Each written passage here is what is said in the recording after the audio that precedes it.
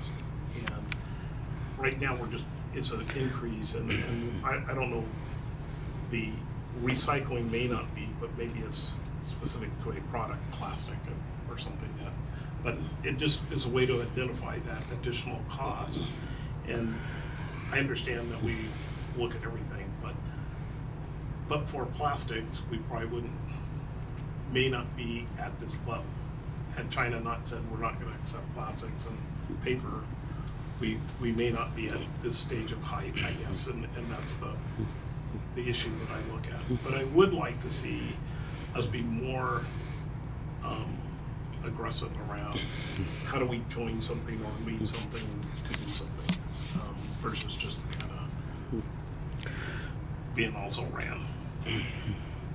So if I could respond, we are working closely. The Oregon DEQ has taken a strong and active role in this and is trying to identify with other, primarily West Coast states are very interested in this. Early next month, Portland is going to be hosting a National Recycling Coalition forum specifically on market development ideas. And the reason let's get some of the manufacturing opportunities, including some for plastics, let's get them established back in the U.S. and to try not to be as dependent on other countries to be shipping. And I'm not trying to rule out, broader shipments of these materials, because where they're used, it's very beneficial. But so we are working on that, and it's a challenging issue that won't be solved overnight. Thanks. Thank you. Reduce, reuse, recycle is one thing we may need more mantra on, because that is the priority, not just a list. Reduce first, then reuse, then recycle last resort. I just was curious on the commercial market outside of the franchises. Are we seeing somewhere that would presumably already be impacted by the lack of places to sell the final product to? Are they seeing? Are they kind of tracking on a 10% increase also, or is it? Do you know? So that's an excellent question. What we don't regulate those rates. So we understood from businesses, we got some calls from businesses, as well as our discussions with haulers, as these charges ramped up, and it occurred pretty quickly last fall and got very serious in the winter months, that surcharges and additional costs were passed along to commercial customers beginning at that time.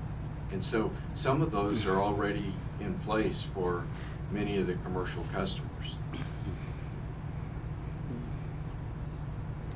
I should say, we have commercial service where I live, and I haven't seen a rate change, but it may not be quick enough turnaround.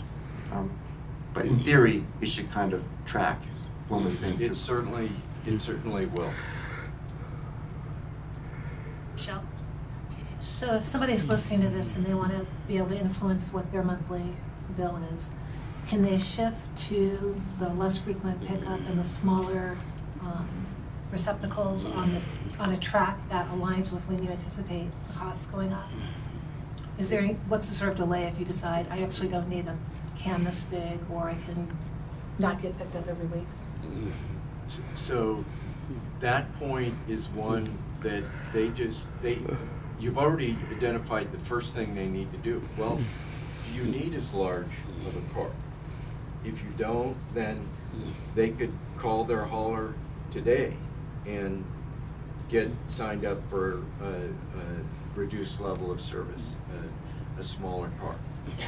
And that would be able to help mitigate some of these costs. And that just happens, you call in the next service period? Right, it would be set up right away with the hauler. Okay, thank you. Other questions? Andre's back on. So, real quick, a lot of places have done something symbolic.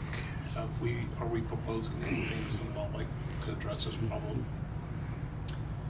So when you say symbolic, meaning some of the other, Cities Hey, up and down the West Coast and actually around the country, around the world are doing these symbolic gestures. And it's essentially, I don't think make a lot of difference, but symbolically say, hey, we're trying to do something. Can you give an example? Straws. About There's a lot of people, a lot of cities starting to ban plastic straws. It's a symbolic gesture, but probably doesn't affect the waste stream one way or the other. But it's more symbolic that we're trying to do something. Is there something that we're thinking about?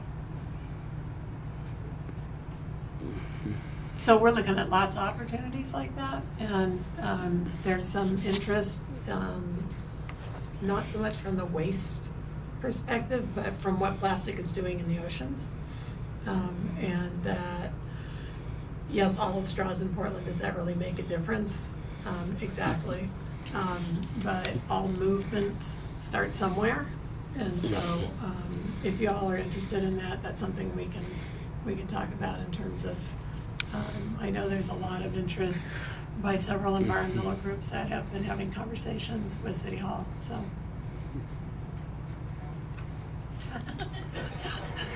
On what would be the different things that they would be interested in?